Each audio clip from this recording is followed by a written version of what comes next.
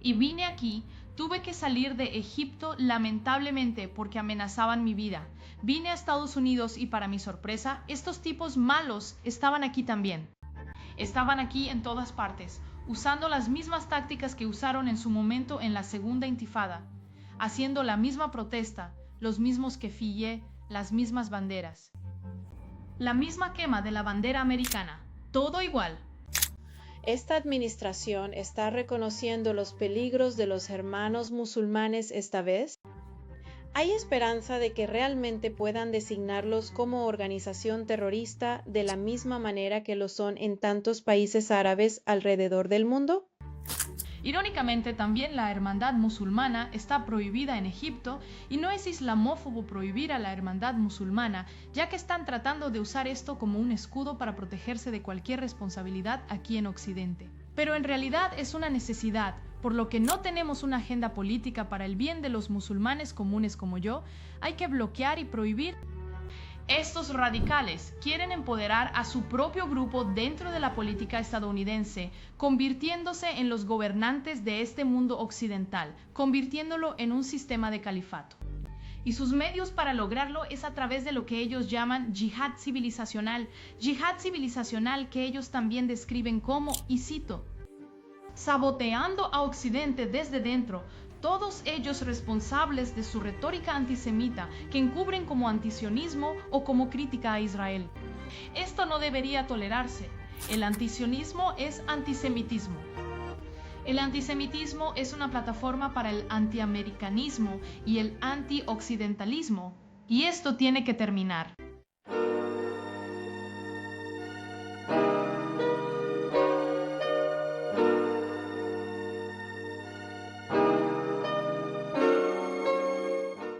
Hola a todos, bienvenidos al Islam y a Occidente. Muchas gracias por acompañarme hoy aquí, donde mi invitada muy especial es una mujer fenomenal, llamada Delia Siada. Delia sirve en Washington, D.C. como coordinadora del Instituto para el Estudio de Políticas y Antisemitismo Globales, ISGAP. Y ella está aquí hoy para hablar conmigo en el episodio 3 de Islam en Occidente sobre la hermandad musulmana y otras misiones islamistas para Occidente en la actualidad. Esta es una conversación increíblemente importante, y no podría haber tenido mejor invitado para hablar con ustedes sobre esto. Dalia es una escritora y analista política musulmana egipcia. Ahora se le ha concedido asilo político en Estados Unidos porque habló en contra de Hamás en Egipto. Ella compartió en sus redes sociales que las niñas fueron efectivamente violadas, a diferencia de la idea generalizada que se estaba difundiendo, que Hamás no lastimó a ninguna niña. Habló de haber visto el vídeo de Shani Luke en la parte trasera del camión, que estoy segura todos recuerdan vívidamente, y de cómo esos hombres estaban jubilosos por ella, por su cuerpo destrozado. Esa es una imagen que quedará grabada para siempre en muchas de nuestras mentes. Y cuando Delia habló de esto, hubo muchas reacciones negativas por parte de los medios y del gobierno de Egipto. Había órdenes de arresto contra ella. Dijeron que ella era enemiga del Estado. Hasta el día de hoy ha estado lidiando con amenazas de muerte por parte de egipcios. Y ella está haciendo todo esto por ti. Quiero decir, no hay manera de que sobreestime la valentía de Delia. Ha perdido a su familia, ha perdido amigos, ella ha perdido la comunidad, ha perdido su hogar. Ella nunca podrá volver a Egipto. Y está haciendo todo esto para que ustedes puedan aprender y comprender las amenazas de los islamistas con los que ella ha estado luchando durante décadas en Egipto y que ahora están aquí en su suelo. Esta lucha está ahora aquí en vuestro suelo. Delia, muchas gracias por acompañarme aquí hoy. Es un honor absoluto. Muchas gracias. Muchas gracias, Yasmín. El honor es absolutamente mío. Eres más que una hermana para mí, que estás conmigo desde el primer día, siendo testigo, viéndolo todo, de hecho, desde el principio. Así que estoy muy emocionada de estar con ustedes aquí hoy, muy emocionada de estar con esta increíble audiencia que estoy viendo frente a mí. Y muchas gracias por todos tus hermosos comentarios hasta ahora. Espero poder serte realmente útil hoy. Ay, Dalia, no tengo ninguna duda. No tengo ninguna duda. Tienes mucho que compartir. Ni siquiera tenemos tanto tiempo, pero vamos a intentar todo lo que podamos para obtener la mayor cantidad de información posible de ti. Quiero empezar hablando del trabajo de su vida contra los islamistas, como los hermanos musulmanes. Entonces, tienes una trayectoria ilustre. Quiero que nos hables sobre el trabajo que has realizado, los libros que has escrito y el trabajo que estás haciendo actualmente en DC. Sí, empecemos desde el principio para que conozcas la sociedad egipcia en general y lo sabes muy bien personalmente. Es una sociedad conservadora, aunque a la gente que mira desde fuera le parece una sociedad secular. En comparación con otros países árabes que son más conservadores en términos de reglas religiosas, especialmente las que se aplican a las mujeres. Pero en Egipto, aunque desde fuera pueda parecer una sociedad secular, lamentablemente hay mucho extremismo, especialmente entre las comunidades de base y en las zonas más pobres y rurales, que irónicamente representan más del 70% de Egipto. Así que ese es el desafío. En realidad, con esta composición especial de la sociedad egipcia y la mentalidad egipcia, fue fácil para grupos como los hermanos musulmanes infiltrarse en esta sociedad y adoptar ideas políticas o, digamos, islamizar algunas políticas. Ideologías como la ideología socialista es la más famosa de ellas, la ideología nazarista de la era de Nazar para que puedan tener poder político.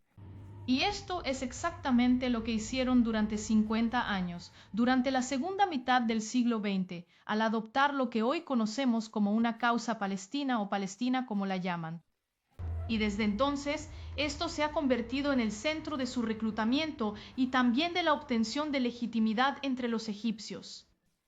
Entonces, como todos los demás en Egipto, crecí viendo a la hermandad musulmana a mi alrededor.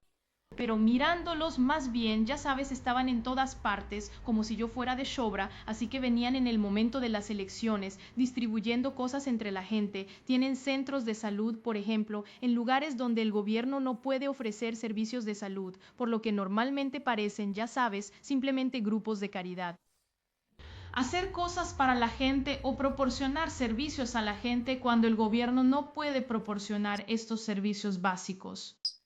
Así fue hasta que crecí y aprendí lo malvado que es este juego al que están jugando y que no se trata de caridad, no se trata en absoluto de buenas acciones, se trata de radicalizar. Literalmente quiero decir, esta palabra es muy pesada, pero en realidad estaba radicalizando la sociedad egipcia desde dentro hasta el punto de que eso los hizo ganar y los hizo tomar el poder después de la primavera árabe. Mi primer encuentro con los hermanos musulmanes fue en realidad cuando estaba en mi primer año en la universidad, en el Cairo, en la Universidad Shams, y este fue el momento de la segunda intifada. Hubo protestas en todas partes del país contra Israel. Y de hecho, mi primer encuentro fue con los hermanos musulmanes en estas protestas, porque yo era como todos los demás. Está de moda en el campus, ya sabes, ir y unirse a la protesta porque se siente bien. Entonces me sentí bien en ese momento, entonces me uní y así, y en ese momento los vi haciendo cosas que no correspondían con lo que me criaron para creer. Una cosa que fue muy impactante para mí fue que hablaran de la libertad de quemar la bandera egipcia en apoyo a Gaza y la costa palestina, lo cual fue muy impactante para mí. Y esto me hizo preguntarme quiénes son. Y no solo hacer preguntas sobre ellos, hacer preguntas también sobre mi religión, sobre el Islam mismo. ¿Qué es el Islam y por qué necesito ser una persona religiosa? Y por cierto, también tuve mis propios momentos en los que quería simplemente esta religión de masas, pero de alguna manera no me gustó. No sé, tal vez sean diferentes naturalezas de las personas. Tengo muchos amigos que han abandonado el Islam. Los respeto mucho. Es su elección personal, pero para mí fue, no sé, difícil, así que tuve que encontrar algún tipo de reconciliación. Lo necesito, sí, seguiré aferrándome a esta religión. Por cierto, soy una musulmana sufí, que es un lado más liberal del Islam que el Islam dominante que la gente conoce. Así que quería reconciliar esto con la necesidad también de no vivir en una ilusión, de no tener el coraje de decir que hay algunos problemas en esta religión y que necesita reforma, necesita ser reformada. Así que decidí dedicarme mucho a esta cuestión del Islam, de Oriente Medio, de los conflictos que ocurren a nuestro alrededor, del conflicto palestino-israelí, que es el más complicado de nuestra región, etc. Y realmente en aproximadamente 2 años me convertí en una persona diferente, alguien que puede ver las cosas tal como son, y desde entonces empecé a rechazar la ideología de los hermanos musulmanes, los salafistas, todos esos extremistas, todos juntos. No llegué al punto de luchar contra ellos hasta más tarde, hasta que me gradué y comencé a trabajar en un diálogo de interfaz. Y en ese momento, primero con el pueblo cristiano, los cristianos coptos en Egipto, y luego con el pueblo judío en Israel, hacer una puerta a Egipto, nuestros vecinos. Y luego ella empezó a atacarme en ese momento. Fue el momento que me impulsó a luchar también contra ellos, luchar contra su ideología extremista. Pero en realidad las cosas se complicaron aún más, o la lucha se volvió más acalorada después de la primavera árabe. Algo sorprendente sucedió en Egipto en el año 2011, que es la revolución de la primavera árabe que derrocó al régimen de Mubarak. Yo fui uno de los jóvenes líderes de esta revolución. Y algo de lo que siempre estoy orgullosa, aunque lamentablemente, es que las consecuencias de la revolución no llegaron como esperábamos, y Egipto todavía no es un estado democrático liberal como queríamos. Pero este era el momento, este fue el mayor shock porque los hermanos musulmanes no estaban con nosotros cuando planeábamos esta revolución. No estaban con nosotros cuando fuimos a la Plaza Tahrir los primeros días. El único momento llegó cuando empezaron a ver que aquí había un éxito. Existe la posibilidad de que el régimen caiga, y es por eso que se lanzaron y literalmente secuestraron la revolución y comenzaron a hablar en nombre de los manifestantes. Y lo que les ayudó es que son muy organizados. Como te dije antes, estaban por todas partes. Al tener organizaciones benéficas en todo el país, están muy bien conectadas con los ciudadanos de base. También están muy organizados en cuanto a su estructura y jerarquía. Y entonces no lo estábamos. Éramos simplemente jóvenes muy emocionados por el hecho de que pudiéramos derrocar a un dictador, lo cual era un milagro en sí mismo, si lo piensas bien. Así que esa fue la primera sorpresa cuando un día recuerdo muy bien este día, muy bien, como los resultados de las elecciones, las primeras elecciones presidenciales después de esta gloriosa revolución. Se lo llevaron y recuerdo ese día, lloré como un niño, como ¿qué está pasando? No hicimos una revolución para que esta gente tomara el poder. Así que este fue el comienzo de la lucha. Comencé a hacer campaña contra ellos para educar a la gente sobre su ideología malvada, primero en Egipto y luego en el mundo árabe. Y comencé a defender que son el pilar principal entre nosotros y la democracia que queremos lograr. Luego, en mi interior, los vive un año después de que me uniera a otro movimiento que hizo otra revolución y derrocó a los hermanos musulmanes del poder. Pero claro, como sabemos, cómo los militares tomaron el poder después de eso. Pero esto es otra historia para otro día. Pero esto fue lo que pasó. Y por supuesto también mi influencia y mi trabajo. De hecho, se volvieron globales después de eso, y nuevamente es la hermandad musulmana. Más tarde puedo estar en el documento de sus atrocidades violentas dentro de Egipto. Vine aquí, incluso a los Estados Unidos en ese momento, y al Reino Unido. a las principales capitales del mundo que toman las decisiones para hablar sobre la hermandad musulmana y lo peligrosa que es su ideología y su política, porque en ese momento, desafortunadamente, estas capitales occidentales estaban abrazando a la hermandad musulmana como luchadores por la libertad u oposición liberal, que o lo injustos que fueron los egipcios o el ejército egipcio con ellos o algo así. Así que esta fue la pista hasta que yo diría que fue exitosa hasta que sucedió el 7 de octubre. Y desafortunadamente, cuando ocurrió el 7 de octubre, esto dio un nuevo impulso a la hermandad musulmana dentro de Egipto y en los países árabes, y no solo eso, sino también en países occidentales en lugares como Estados Unidos. Y vine aquí, tuve que salir de Egipto lamentablemente porque amenazaron mi vida. Sí, este mismo grupo, los hermanos musulmanes, se aprovecharon de que yo hablé públicamente contra Hamás y la gente que estaba muy enojada conmigo, incluido el gobierno egipcio. El Estado y las autoridades egipcias y, de hecho, los hermanos musulmanes aprovecharon este impulso para querer matarme y el gobierno no me protegió. Al final tuve que irme y vine a Estados Unidos y, para mi sorpresa, estos tipos malos también estaban aquí. Estaban aquí en todas partes, usando las mismas tácticas que usaron en la época de la Segunda Intifada. Hacer la misma protesta, el kefíe, las mismas banderas, la misma quema de banderas americanas. Todo lo mismo, es como un momento de déjà vu para mí. Y en ese momento supe, no. Ahora la batalla nuevamente es la hermandad musulmana. Es global, no es egipcia, no es local. Es global porque desafortunadamente ahora están en todas partes.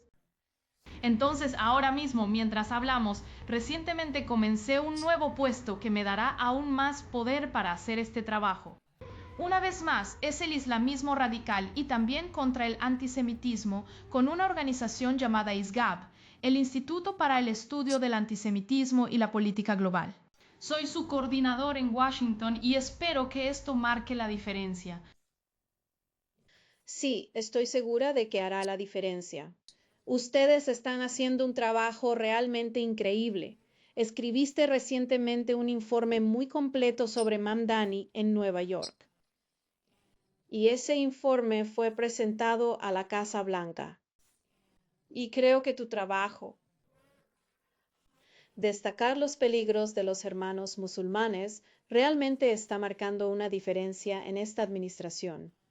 Y justo antes de comenzar a grabar, me hablaste de algunos de los que destacan algunas de esas cosas realmente positivas que están sucediendo en este momento. Entonces, ¿puedes decirnos si esta administración reconoce los peligros de los hermanos musulmanes esta vez? ¿Hay esperanzas de que realmente puedan designarlos como una organización terrorista de la misma manera que se les designa en tantos países árabes de todo el mundo? Esta es una gran pregunta. Creo que ahora la esperanza de prohibir la hermandad musulmana en Estados Unidos es mayor que nunca. Primero, porque tenemos una administración, la administración del presidente Trump, que simpatiza con el tema y entiende por qué la hermandad musulmana es una amenaza. También está muy bien conectado con los países árabes, incluidos los del Golfo, que ya han designado a los hermanos musulmanes como organización terrorista y los están prohibiendo allí. Irónicamente, también los hermanos musulmanes están prohibidos en Egipto, que es el país donde comenzaron su movimiento, lo que les dice a todos que no se trata realmente del Islam, no se trata realmente de religión, no es islamófobo prohibir a los hermanos musulmanes mientras están tratando de usar esto como escudo para protegerse de cualquier responsabilidad aquí en Occidente, pero en realidad es una necesidad. Incluso diría lo contrario por el bien de los musulmanes moderados como yo, o digamos no moderados, no me gusta esta palabra, musulmanes comunes. Así que quienes no tienen una agenda política, por el bien de los musulmanes comunes como yo, hay que bloquear y prohibir a estos radicales para detenerlos. De que dejen de hablar en nuestro nombre aquí en los Estados Unidos o en otros países occidentales.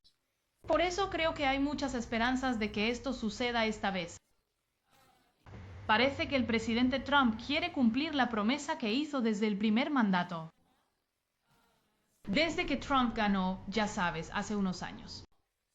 Entonces, sí, con suerte esto sucederá. Y de hecho comenzamos a ver en las noticias hoy, esta mañana, noticias sobre demócratas y republicanos que se unen para emitir proyectos de ley y también a reunirse para audiencias y votaciones.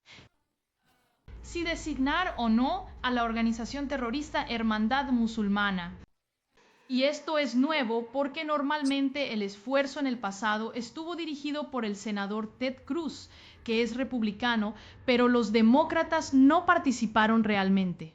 Ahora estamos viendo que los demócratas están involucrados, lo que sin duda apoyará el movimiento contra los hermanos musulmanes. Y también estamos viendo algún interés de la Casa Blanca en estos temas, en informes como el que hacemos en Su Brecha, por ejemplo, sobre el alcance y efecto e influencia o alcance e impacto de los hermanos musulmanes en Estados Unidos, y así sucesivamente.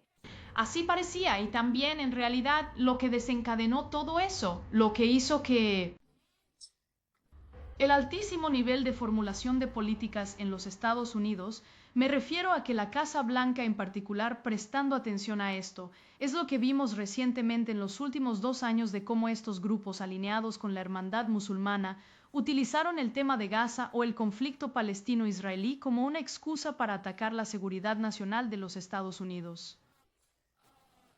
No solo al pueblo judío, sino no solo criticando a Israel, sino usando lo que parecen ser palabras políticamente correctas como antisionista o crítica a Israel, bla bla bla, como tapadera, por el antisemitismo, por difundir la agenda radicalista, por radicalizar a los jóvenes musulmanes aquí en los Estados Unidos y en las universidades, me encontré con muchas de ellas en las universidades y en todas partes. Entonces, este es el problema. El problema, el único desafío que enfrenta la administración, el Congreso y todos, es decir, los políticos en términos de dar un paso adelante con la prohibición o designación de los hermanos musulmanes, es que todavía no pueden conectar los puntos. En primer lugar, la red de los hermanos musulmanes, organizaciones en línea, individuos, académicos, etc. Y esto es por diseño, por supuesto. Es su propio propósito. Entonces, los hermanos musulmanes tienen organizaciones muy fáciles de definir en lugares como el Medio Oriente, en los países árabes. Pero cuando se mudaron a Occidente, cuando emigraron a Occidente también a finales del siglo XX, jugaron el juego de Occidente, usando la democracia de Occidente, la sociedad abierta de Occidente, las reglas de Occidente, y jugaron dentro de ellas metiéndose o dispersándose en organizaciones de la sociedad civil, organizaciones benéficas, organizaciones académicas, incluso individuos académicos y demás. Pero todos ellos trabajan dentro de un ecosistema que sirve a los objetivos y propósitos del grupo de los hermanos musulmanes en los países occidentales. Entonces, ¿cuál es el objetivo? ¿Cuál es el propósito? Sí, pero en realidad el punto aquí es, entonces el desafío es que la administración o quienes deben tomar la decisión no pueden identificar exactamente las distancias entre estos actores dispersos o alineados con los hermanos musulmanes, con ideología y objetivos, y también, desafortunadamente, existen reglas legales muy democráticas, leyes muy democráticas que impiden que un país árabe, un presidente o un rey puedan simplemente tomar la decisión, y eso es todo. Aquí hay controles y contrapesos, pasos legales que deben tomarse, y esta es una de las reglas más difíciles, porque saben lo que están haciendo, ¿verdad? Entienden que este es el entorno y este era el plan desde el principio. Como dijiste, juega el juego, ¿verdad? Saben que existen las leyes seculares, saben que estos controles y equilibrios existen. Y entonces han descubierto cómo van a deslizarse a su alrededor. Exactamente, exactamente. Y esto es lo que han estado haciendo. Y Yasmín, tú me preguntas sobre el objetivo, ¿qué quieren lograr? Y yo citaría sus propios documentos, sus propios planes estratégicos que pusieron por escrito y fueron descubiertos por el gobierno de Estados Unidos y el FBI. En 2008 se celebró un gran juicio en torno a este tema llamado Juicio de la Fundación Tierra Santa. Su objetivo es muy específico, muy claro. Quieren lograr Tamkin, o lo que el gobierno de Estados Unidos tradujo como acuerdo, pero creo que la traducción más perfecta para Tamkin es empoderamiento.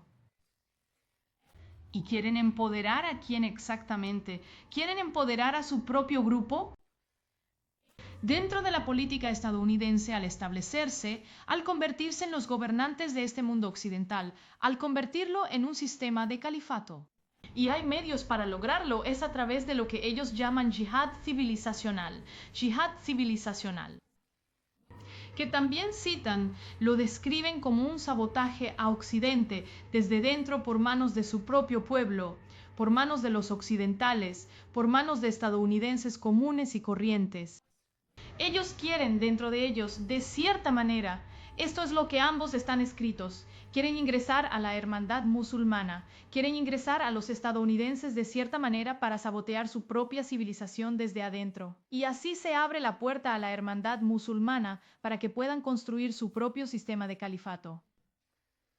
Estos documentos, estos planes, estas estrategias fueron escritos hace 40 años, hace más de 40 años, 1982, en un documento llamado El Proyecto. Era como una agenda global para el oro del grupo en Occidente en general.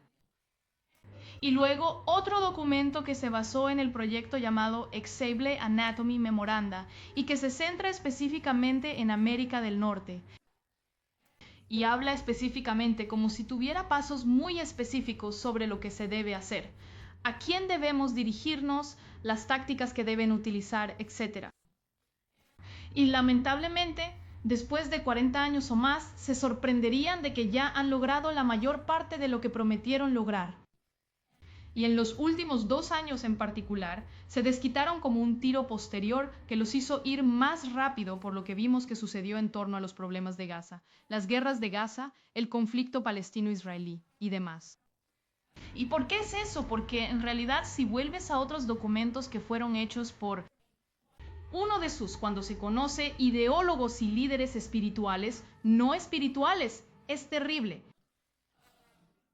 Yusuf al-Qaradawi, de Qatar, de Doha, su egipcio, pero con sede en Qatar, sí quiero decir, hay algo acerca de los egipcios, como ya sabes, sientes que Egipto es la cuna de la civilización.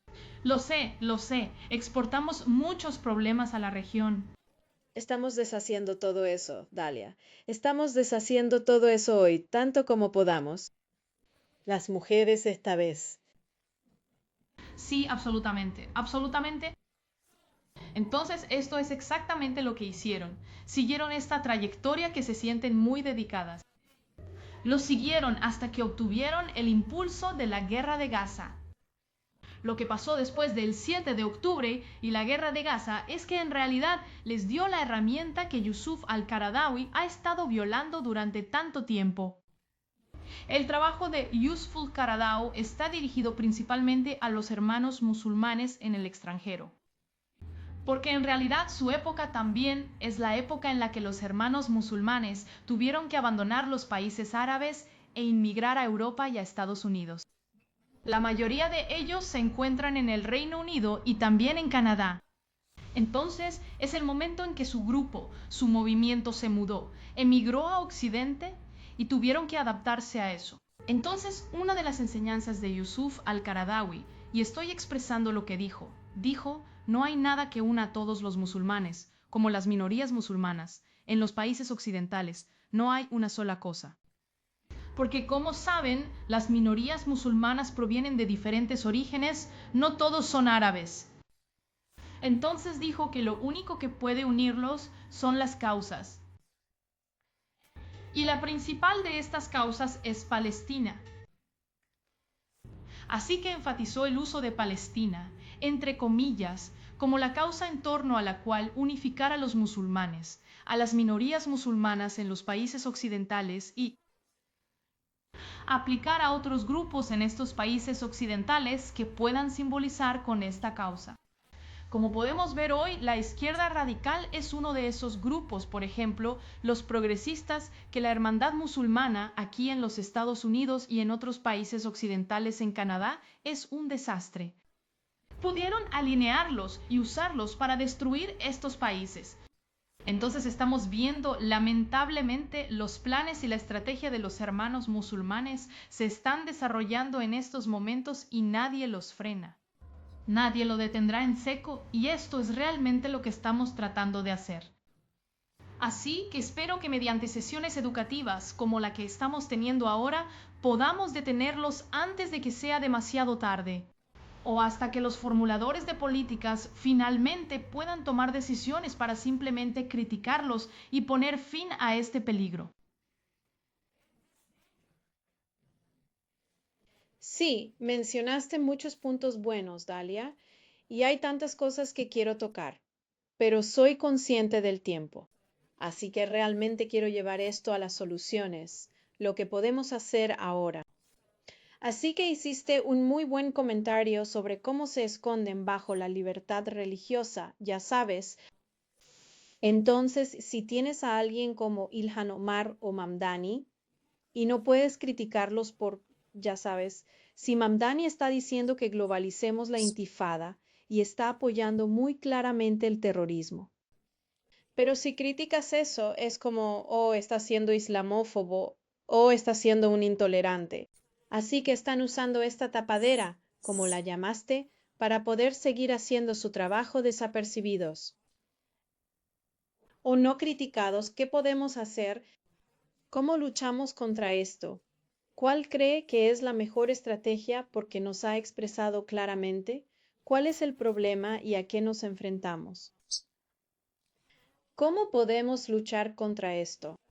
¿Qué tenemos en nuestro poder para apoyar a las democracias occidentales contra esta situación? Situación de flagelo del islamismo que intenta tomar el poder.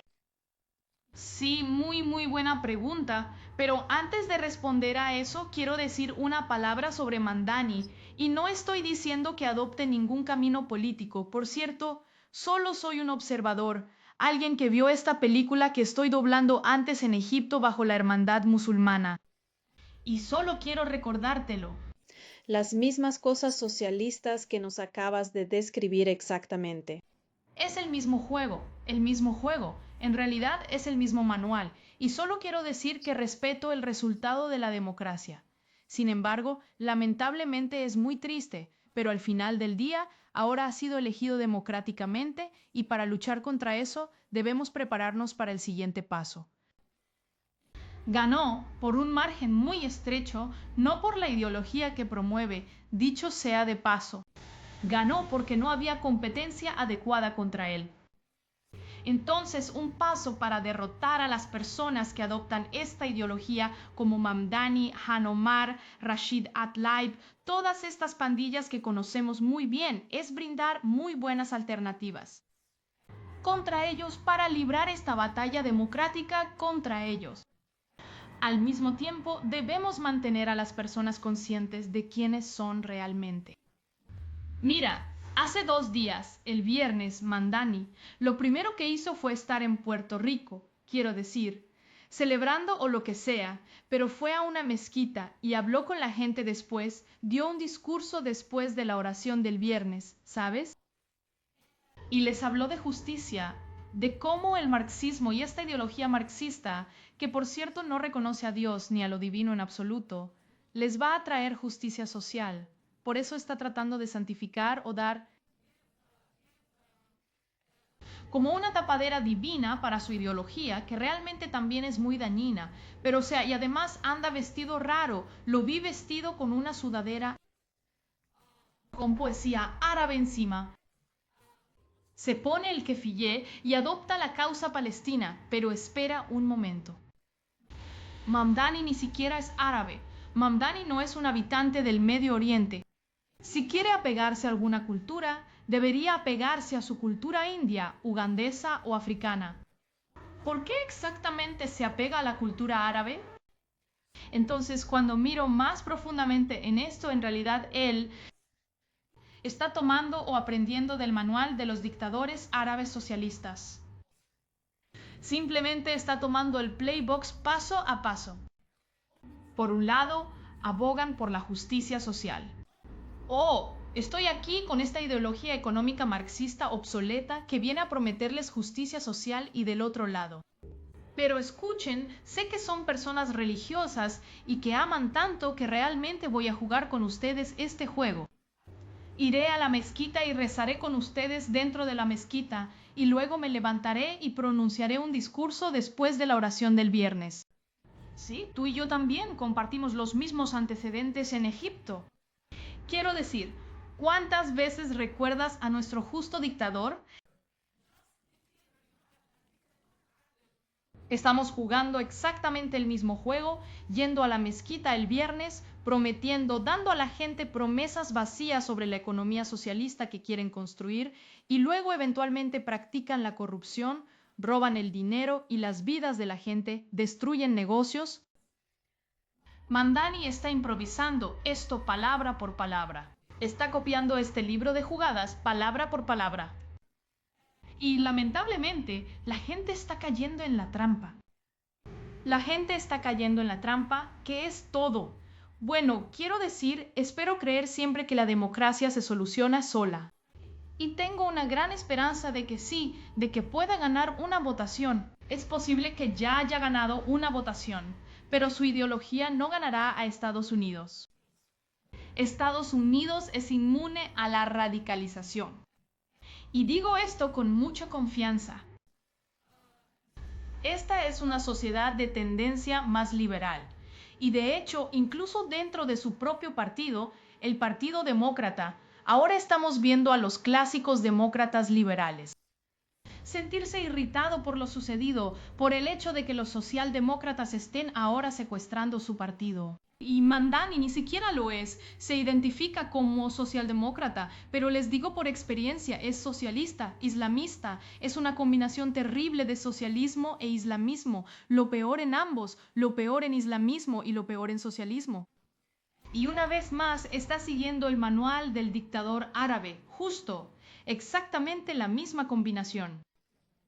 Hemos visto esta combinación de islamistas sociales muchas veces antes. Sí. Sí, pero respecto a lo que tenemos que hacer en breve, entonces el objetivo número 1 es, por supuesto, obtener la designación. Y espero podemos crear un impulso a su alrededor ahora mismo. Hace un año ya nadie hablaba de los hermanos musulmanes. La gente lo olvidó por un tiempo, pero ahora tenemos un nuevo momento en el que debemos crear un impulso a su alrededor una vez más. Hay gente presionando ante el gobierno y también a nivel público nosotros, ustedes en esta llamada. Las personas que nos escuchan en otras plataformas, tenemos que hacer eso. Necesitamos crear un impulso sobre por qué es necesario designar a la hermandad musulmana. E invitaría a los musulmanes, incluso a otros musulmanes, a hacer esto aún más. Si realmente te importa tu religión, estas personas están abusando de tu religión por promover su malvada agenda política. Eso es todo. Entonces tienes que rescatar tu religión de sus manos. Así que esto es una cosa y la otra es hacerles responsables de lo que dicen, como incluir a las organizaciones de la sociedad civil, a los políticos, etcétera, que pertenecen o están ideológicamente alineados con la hermandad musulmana para hacerles responsables de sus actividades anti-israelíes. Retórica semántica que encubren como antisionismo o como crítica a Israel. Esto no debe tolerarse porque en el momento en que la comunidad judía aquí en los Estados Unidos o en el mundo occidental se desmantela, todo Occidente se desmoronará. Y esto no es una exageración. El pueblo judío, las comunidades judías de Occidente, son el principal pilar que todavía mantiene unido a Occidente hasta el día de hoy. Eso sigue manteniendo intacto a Occidente hasta el día de hoy porque se centran en lo colectivo, son personas exitosas, construyen las comunidades en las que se encuentran. Por eso es importante no permitir que estos radicales se enfoquen demasiado, dañen o desmantelen a las comunidades judías o las asusten con el pretexto de criticar a Israel o al antisionismo como lo llaman. El antisionismo es antisemitismo. El antisemitismo es una plataforma para el antiamericanismo y el antioccidentalismo, y esto tiene que terminar. Tienes que detenerlos cada vez que utilicen esta terminología. Entonces, esto es otra cosa. La tercera cosa que podemos hacer es, de hecho, podemos empezar a abogar por la prohibición de ciertas facciones del grupo. Si la idea de prohibir el grupo en sí es demasiado grande en este momento, podemos empezar a abogar por prohibir ciertas facciones del grupo. Y creo que hasta ahora hemos visto que Hamas ya está designada como organización terrorista extranjera. Tiene designada otra rama de los hermanos musulmanes en Egipto. Así que podemos simplemente buscar otras facciones que estén operando en Occidente, otros grupos que se esconden bajo otros nombres, etc., y simplemente exponerlos y pedir su designación. Y pieza por pieza, desmantelaremos esto o socavaremos esta gigantesca red de los hermanos musulmanes en los países occidentales. Sí, estoy de acuerdo. Es como un juego de copas. Ya sabes, simplemente se esconden bajo un nombre diferente. Simplemente abren una nueva organización, la misma ideología, la misma gente, ¿verdad? Entonces, incluso si derribas a este grupo y ya sabes, lo llamas organización terrorista, simplemente iniciarán otro. Hacen este tipo de cosas en Canadá todo el tiempo y a veces se siente como si estuvieras lidiando con una hidra, ¿sabes? Cada vez que cortas una cabeza, 2 cabezas más, crecen otras 3 cabezas y se siente como si esto fuera realmente agotador. ¿Alguna vez llegaremos a alguna parte? Pero tener cualquier tipo de rechazo les dificulta las cosas. Todo esto es sutil. A diferencia de cuando mencionaste que nos olvidamos de los hermanos musulmanes durante unos años, ese es su favorito. Cuando nos olvidamos de ellos, pueden seguir creciendo y pudriéndose y nadie les presta atención. Pero si hablamos y se lo ponemos difícil, entonces no crecerán tan rápidamente cuando les prestemos atención. Entonces, aunque pueda parecer infructuoso o pueda parecer, ya sabes, un paso adelante, 2 pasos atrás, realmente siento que este tipo de esfuerzos realmente valen la pena. Muchas gracias, Dalia, por traer esperanza para nosotros al final de esto.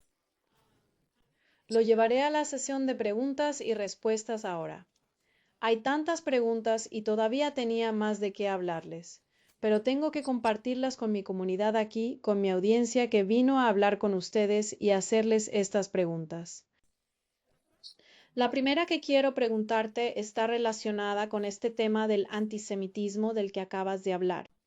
Sabemos entonces que no solo los socialistas, sino también los islamistas están interesados en desmantelar la civilización occidental, ¿verdad? Esta es su plataforma. Esto es lo que quieren hacer y tú hablaste de ello. Y obviamente ambos grupos son muy antisemitas y hablaste de cómo desmantelar. La comunidad judía realmente estaría derribando la civilización occidental. ¿Crees entonces que eso es parte de la estrategia?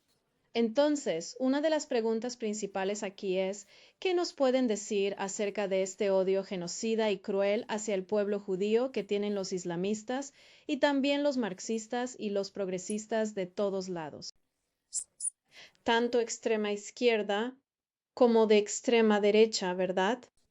Ya sabes, hay todo tipo de grupos que comparten su vicioso antisemitismo y hacen comentarios. Pero específicamente sobre los islamistas, ¿puedes hablarnos sobre por qué es una parte tan importante de ellos? No se trata solo de Israel. Como mencionaste, obviamente utilizan la causa palestina, como dices, para unir la umma bajo una sola causa. Pero, ¿por qué les resulta tan fácil lograr que los musulmanes odien tanto a los judíos? ¿Por qué es tan difícil? ¿Por qué existe eso? Desafortunadamente existe, si recuerdas, hablamos antes sobre algunos problemas que existen en el Islam como religión.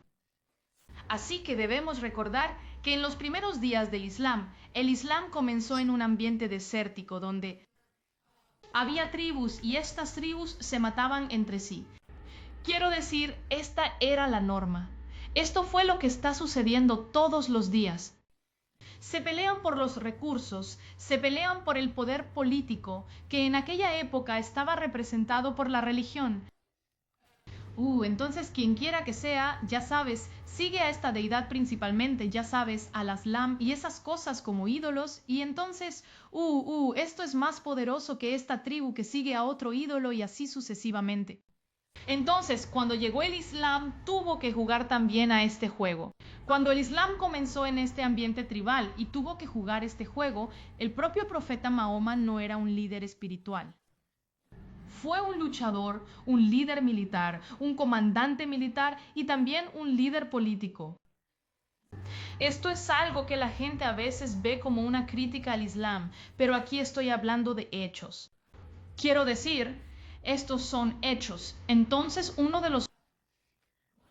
de las luchas que se libraron en aquella época fue contra las tribus judías. ¿Por qué? Porque eran más económicamente, más poderosos que la tribu de Quraysh y las otras tribus de las que procedía el Islam y seguían la relación del Islam y demás. Entonces lucharon contra las tribus judías que se negaban a abandonar la religión y eran tan poderosas económicamente por vender vino y otras cosas, que en realidad no necesitaban adoptar una nueva religión. Quiero decir, ¿por qué deberían rendirse ante otra tribu árabe solo porque creen en su religión?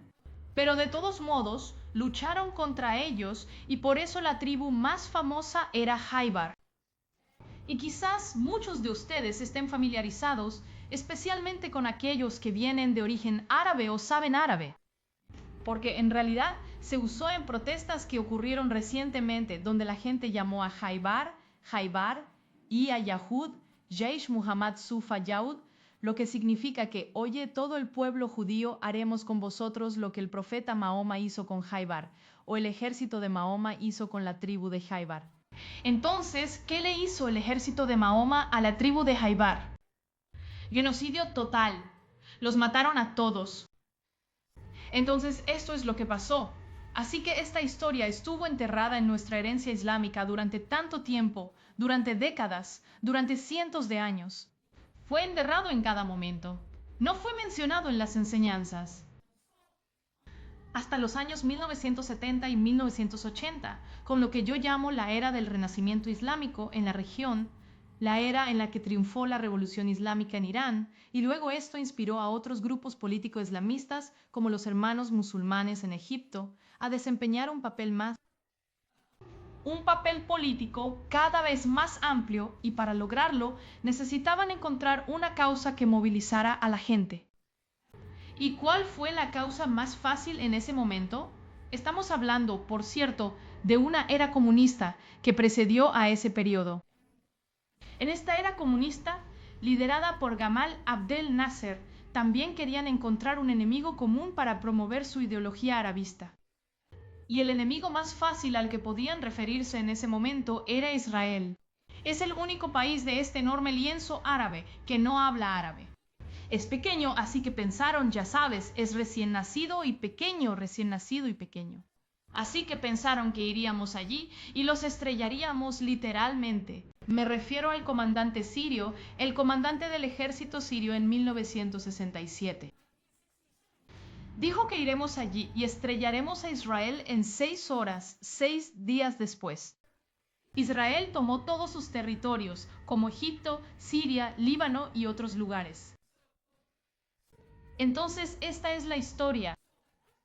Pero bajo Nasser, Nasser estaba demonizando a Israel. Vean cómo cambió la retórica.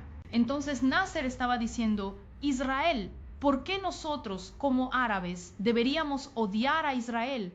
Porque está representado, es el agente del imperialismo occidental. Ahí está, en nuestro mundo árabe comunista, ¿vale? Este es Nasser.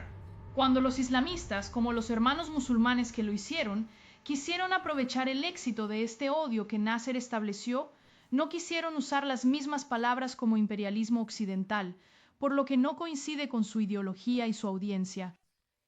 Entonces, lo que hicieron fue islamizar el concepto, islamizaron un poco el odio. Entonces sacaron a relucir la historia de Jaibar y luego dijeron, todos musulmanes, porque el profeta luchó contra Jaibar. No dijeron que luchó contra ellos porque eran la tribu más poderosa y es un poder tribal, una guerra tribal. Dijeron que es una guerra entre musulmanes y judíos. Contra la guerra judía, y tenemos que adoptar esto en nuestra vida moderna para poder seguir al profeta. Y comenzó a buscar hadices como, ya sabes, el pueblo judío se esconderá detrás de los árboles, y los árboles le dirán a los musulmanes que vengan y maten a los judíos que se esconden detrás de esto. Más tarde vimos que estas cosas aparecieron en el manifiesto de Hamás. Hamás que justificó su terrorismo contra Israel y el pueblo judío por el contexto religioso, por textos religiosos. Entonces esta es una historia. Se trata principalmente de islamizar una ideología política para ganar poder político. Entonces, porque somos demasiado tímidos para reformar el Islam, somos demasiado tímidos para salir y contar la verdadera historia sobre Jaibar a la gente y decir que no tiene nada que ver con nuestros tiempos modernos. Tenemos que decirle a la gente que esto ocurrió en una comunidad muy beduina, que no tiene nada que ver con nuestras sociedades modernas actuales, que judíos y musulmanes son muy similares en muchos aspectos y que no tiene ningún sentido estar en guerra. Literalmente, piénselo, sí, para mí, literalmente no hay ninguna razón. No hay razón para que musulmanes y judíos sean enemigos aparte de la causa palestina, por el amor de Dios. Aparte de eso, esto es lo único que está convirtiendo a musulmanes y judíos en enemigos hoy en día. ¿Y qué es la causa palestina, por cierto, antes de terminar con mi punto? Gente, por supuesto, cuando dices la causa palestina aquí en Occidente, lo que me hace reír. Piensan que se trata de construir un Estado palestino, ya sabes, de darle al pueblo palestino el derecho a decidir sobre su futuro. Pero no. Si vas allí, si vas hoy a Gaza y preguntas a la gente cuál es la causa palestina, no te dirán que construyamos nuestro propio Estado. Dirán destruir el Estado israelí. Entonces, esta es una causa palestina, no tiene nada que ver con el hecho porque si fuera al revés, yo lo apoyaría, pero no es así. Que no es... Sí, no, 100%. Has respondido muchas de las preguntas que están aquí. Entonces, has tocado tantas cosas. Pero lo que voy a hacer es combinar tres preguntas porque ya las has tocado, pero tal vez quieras profundizar un poco más. Entonces, es básicamente lo que preguntan es que aquí hay tres preguntas diferentes que voy a combinar. Uno de ellos pregunta si se podrá ver alguna relación entre musulmanes y judíos en el futuro. Y me voy a conectar con las preguntas sobre el Islam que está pasando por este proceso de reforma religiosa. ¿Crees que es posible para el Islam en el futuro a corto plazo? ¿Dónde están los protestantes y reformistas islámicos?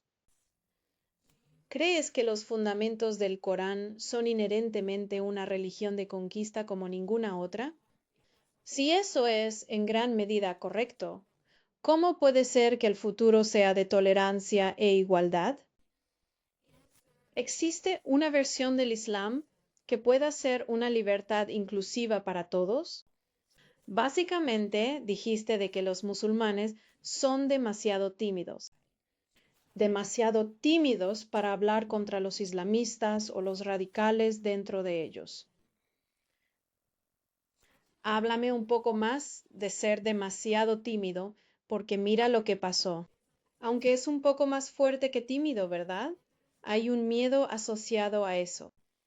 Musulmanes como tú que no están interesados en estas partes antisemitas de la religión o en las partes violentas de la religión o en las partes antidemocráticas. Estás poniendo tu vida en peligro, ¿verdad? Tenemos que hablar sobre lo peligroso que es ser ese musulmán que se levanta contra su comunidad y contra su familia y contra su umma. Para decir no, hola, pero hola, amigo, Jaibar y Ayahud es, ya sabes, esto no lo es. No significa que tengamos que matar a todos los judíos, ¿verdad? Así que háblame más sobre todas estas cosas, por favor. Primero que nada, grandes preguntas, y creo que permítanme comenzar con la cuestión de los reformistas árabes o los reformistas musulmanes. Yo diría que hay tantos, y también lo he visto, lo he presenciado yo misma. Todo un movimiento por la reforma islámica que comenzó en Egipto hace unos años por intelectuales valientes que solo querían hacer exactamente lo que estábamos hablando, refinar las herencias, no dejar que las cosas escritas hace 1500 años controlaran nuestra vida hoy. Tenemos que ser selectivos sobre lo que queremos adoptar y lo que queremos abandonar. Pero desafortunadamente en el proceso, una vez que comenzaron a declararse públicamente, no solo fueron perseguidos por radicales entre el público o grupos como los Hermanos Musulmanes, sino que incluso el propio gobierno encarceló a algunos de ellos bajo una de las leyes que tenemos en Egipto, se llama desdén, indiferencia.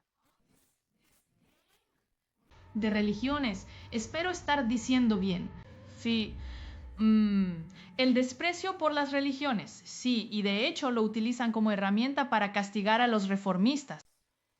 Así que los reformistas musulmanes que tenemos hoy en el mundo en realidad están luchando mucho.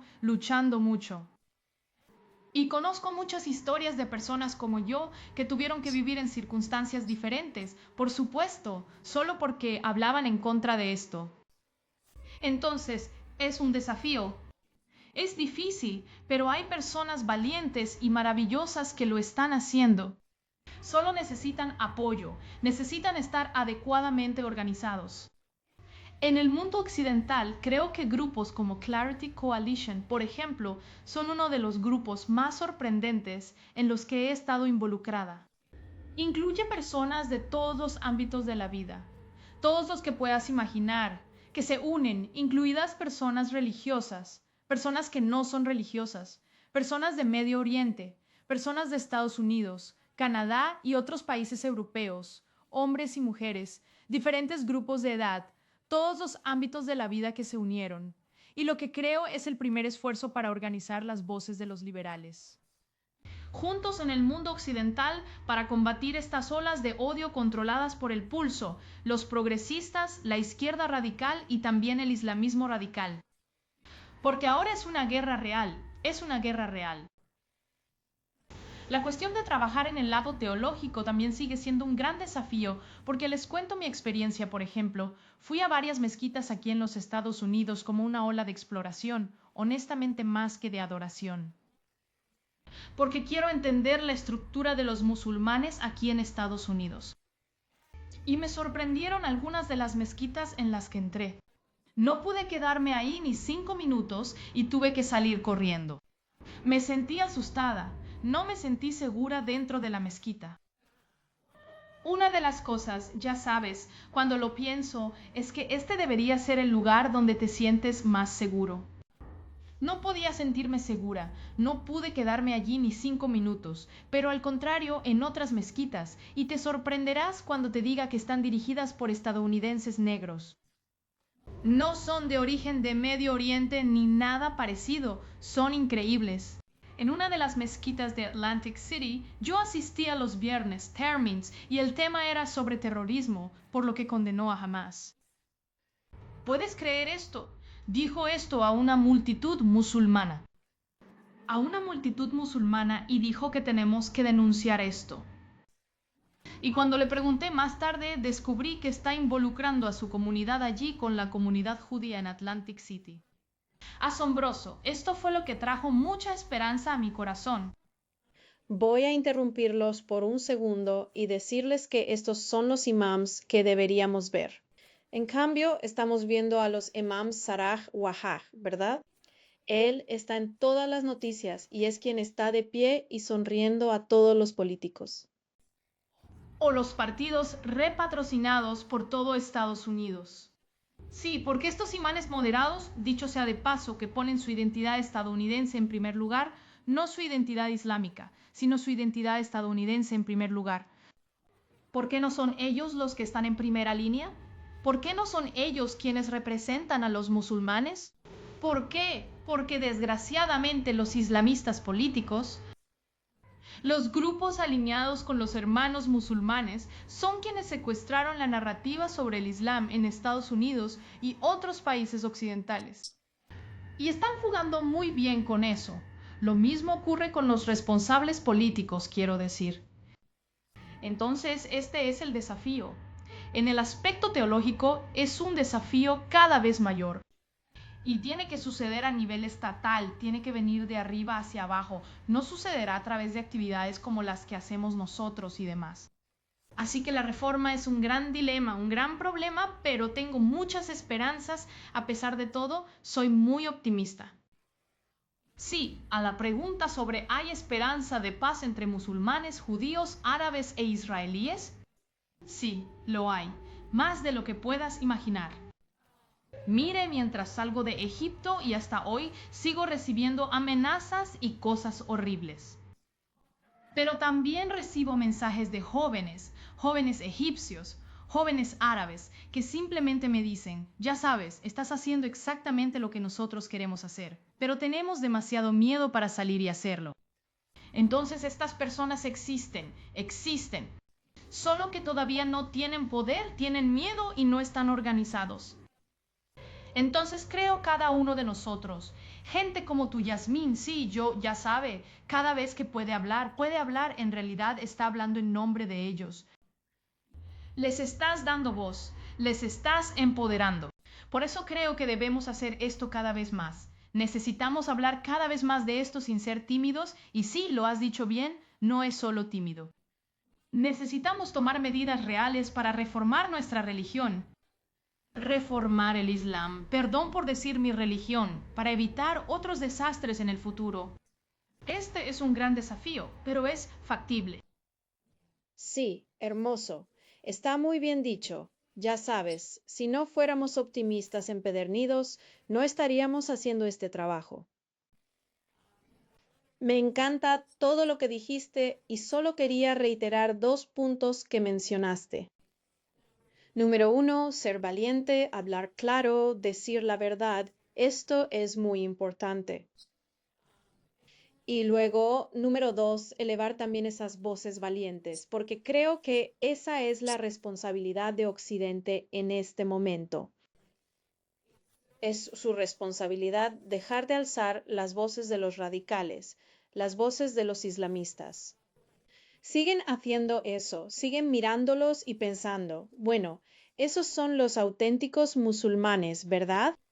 Entonces, en lugar de animar a este imán en Atlanta al que te refieres y que no tiene nombre, no sé quién es, pero podría nombrarte un montón de eventos que son muy populares en los Estados Unidos y que están diciendo muchas cosas viciosas.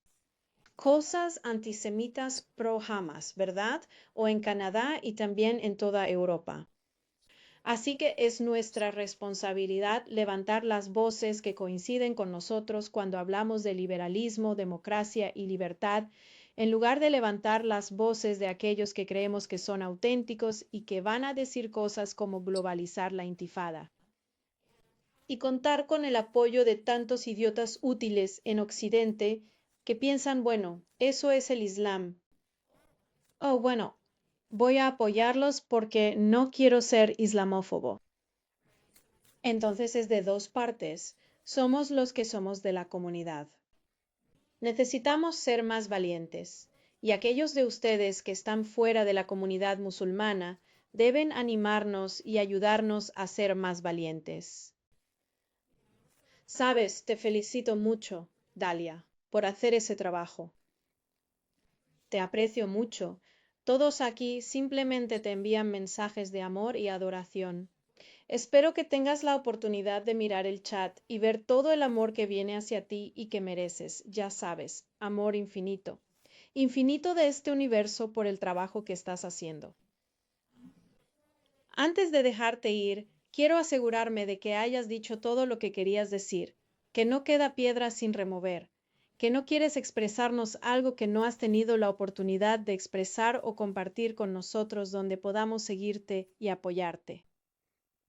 Muchas gracias, Yasmín. Me sentí muy feliz con esta conversación de hoy y me dio aún más esperanza.